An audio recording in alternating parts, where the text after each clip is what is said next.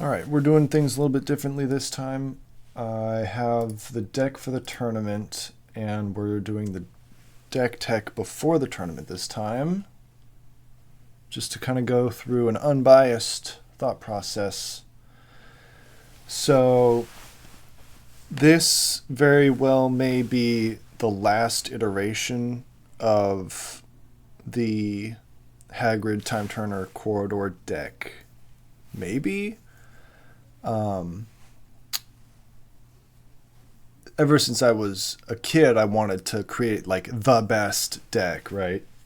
And I thought that you could like crack a code and just create the objectively best deck that just wins all the time. And as I play more, I mean, I'm pretty bad at card games,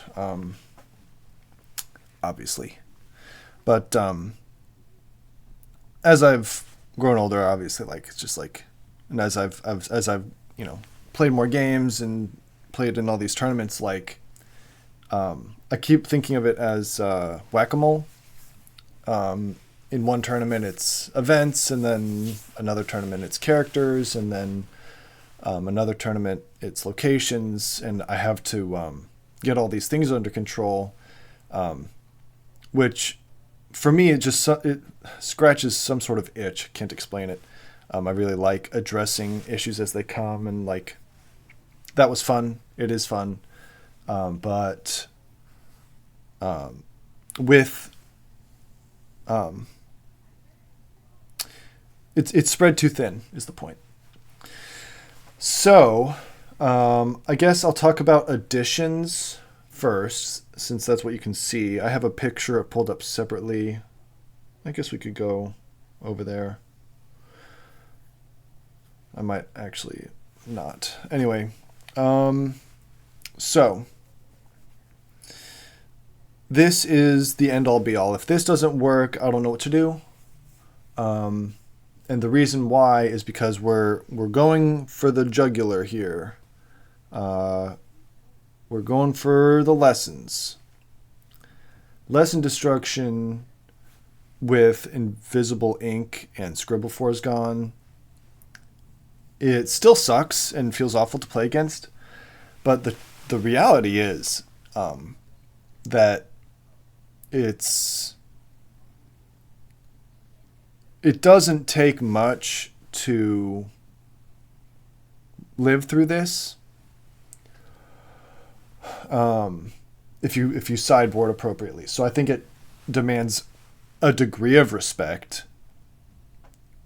But I mean, as an example, what comes to my mind is something like Orchard Pitch or Cho, or even Start a Term Feast, or there's a bunch of different ways to address lesson destruction. And what do I want to say about lessons? They are so important, right? And as a result, they're really hard to get rid of, and they're plentiful. And yeah, I guess that's basically all I want to say about that. Anyway, so as I said before, trying to whack-a-mole all the different types is too much to ask, and so I need to address two types here. I need to address lessons, and I need to address characters. So that's the idea behind this. Start from the top. Disciplinary Transfig is the one adventure, unless I'm forgetting a different one. There was probably like another one or two. But it's the best of them that I found that can still affect things like McGonagall.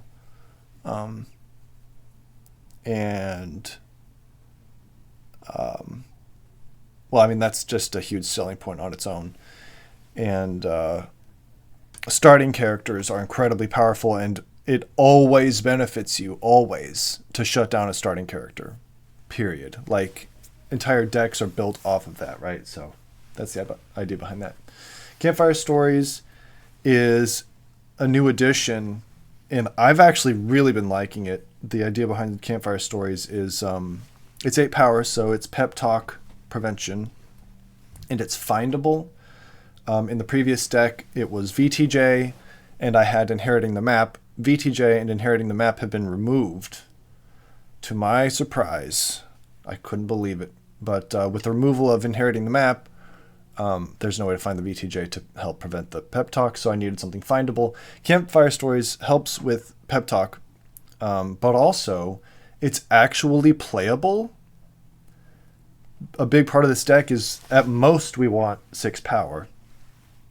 And anything above that is like wasted time, wasted energy. Like, what are we doing? Like, why would I ever want 7 power? So with Campfire Stories, especially with Hagrid's draw power, it's actually playable and actually does a thing, which is fantastic. So you'll notice it's the only Charms card, and I have a single Charms lesson. The reason this works at all is because I have ISS and Resentful Goodbye, which is fantastic.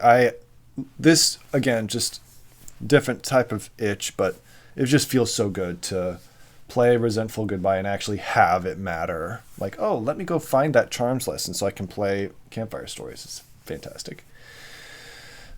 Marble Gargoyle, either the opponent plays a creature or they must address this. It's just too much.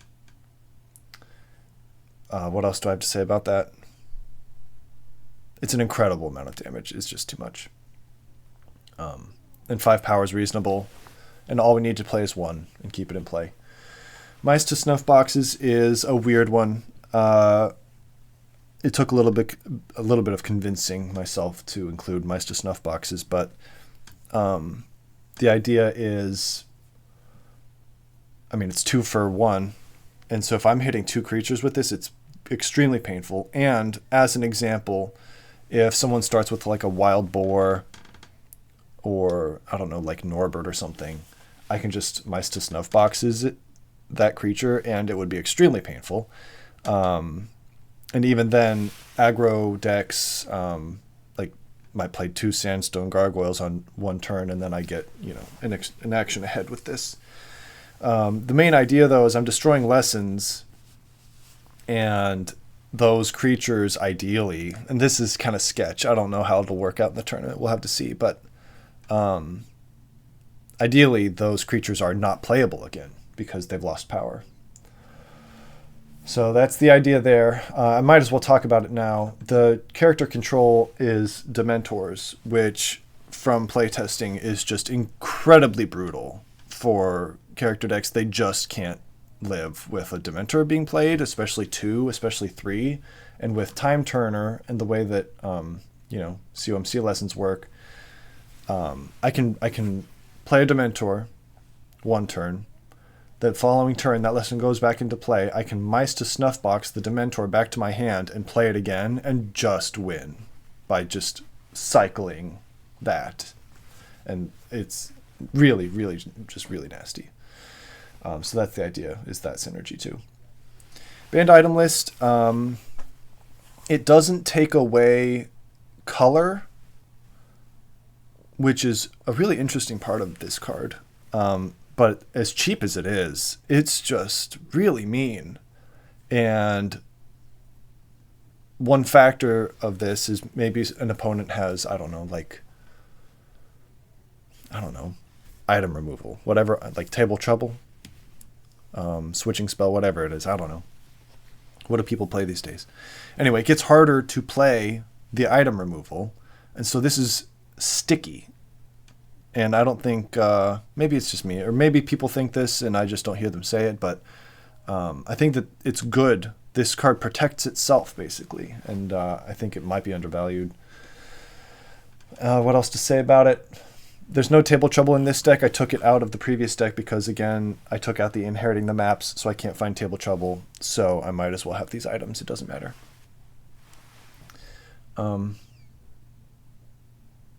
Yeah, that's it. Lost Notes. This, man, it's really tough having to make this decision, but it feels really bad to not get a Time Turner because that means I can't find a bunch of corridors. And I would really love to have a switching spell, but I'm really going, I have to hunker down on the game plan of destroying lessons. So here's Lost Notes, I guess. It's really tough. I really wish I could have switching spell or anything to find more time turners, but space is limited. And it just takes so much to destroy lessons. It's taking up a lot of space. Resentful Goodbye we talked about. I can find potions. I guess the other potions card is Misbrewed Polyjuice, which character decks hate. With Dementors and Misbrewed Polyjuice, I think it's just nailed in the coffin. So I will require finding that. So either I'm going to get a time turn and get a full moon so I can get potions, or I can Resentful Goodbye one of their lessons to get my potions. So that's that, really. Anything else? No.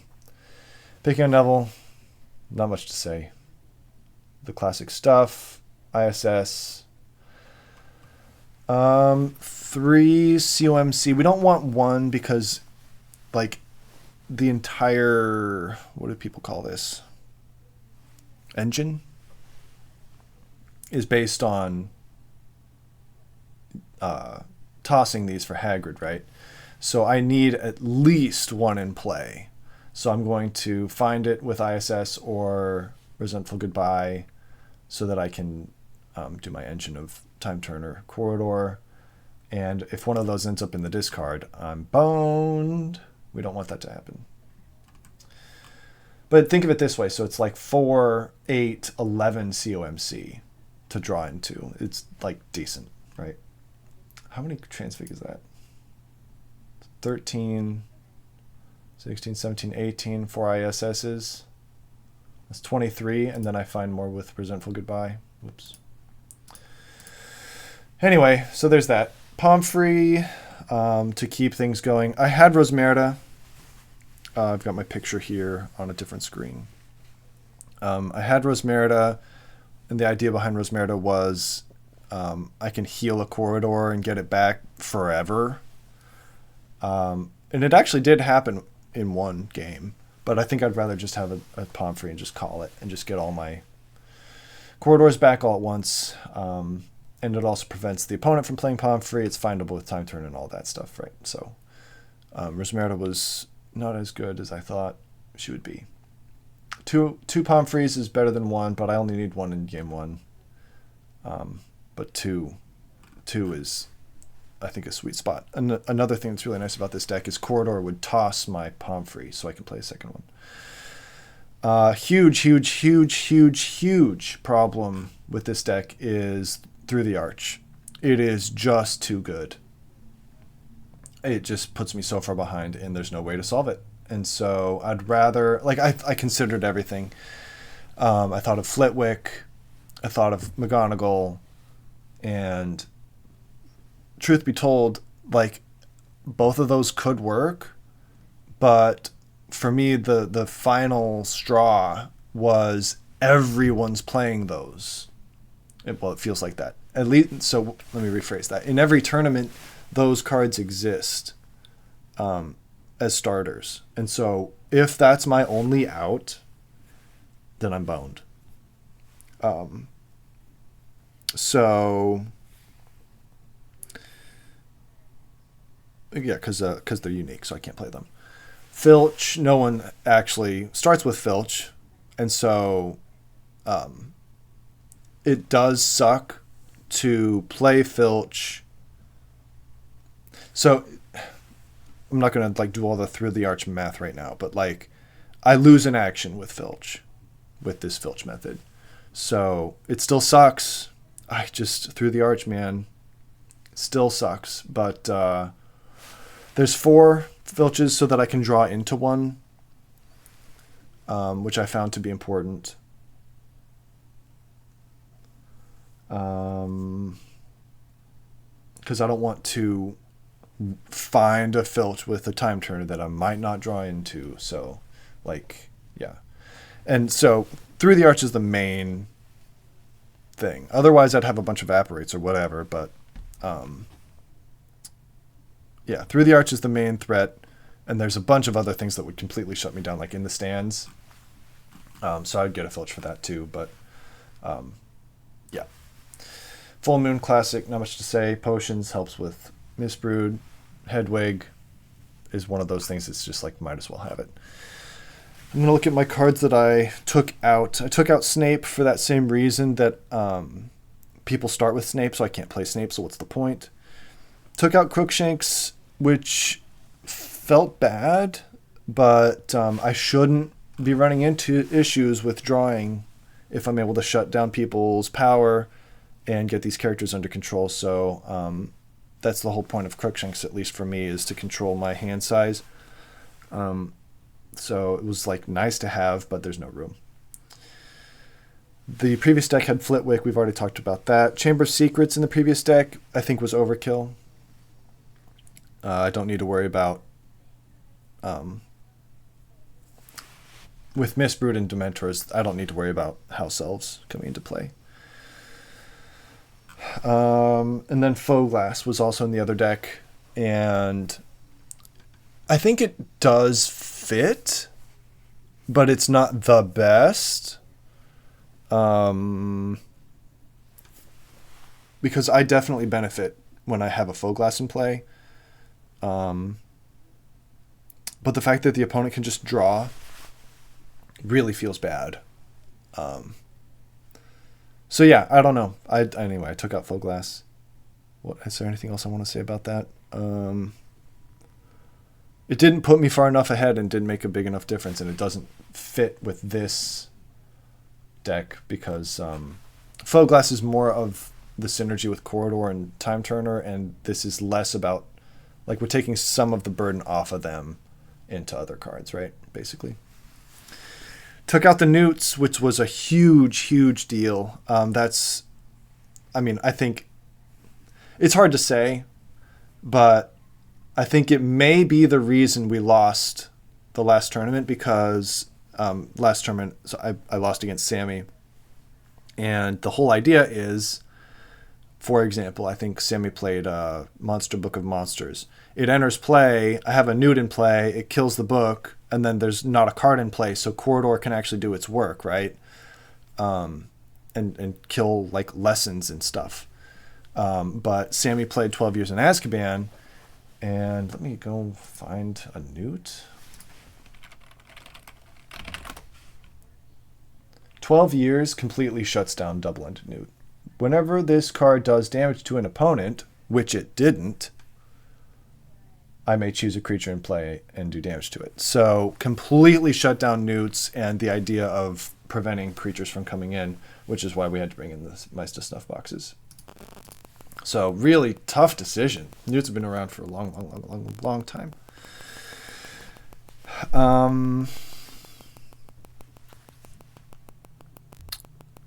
So yeah, the fact that his creatures could stay in as fodder for the Corridor, for the actual big hitters to come in and end me, was just, it's too much. That was too much.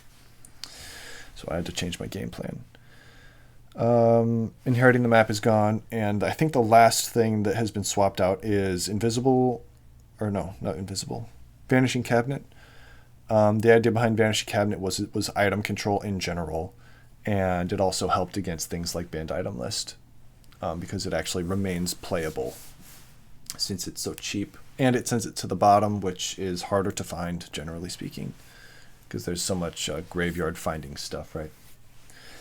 And that's basically it. I'm like, the whole Hagrid deck, Hagrid Corridor, Time Turner deck idea, I love it. It's been my big favorite for a long time, and I think it is good.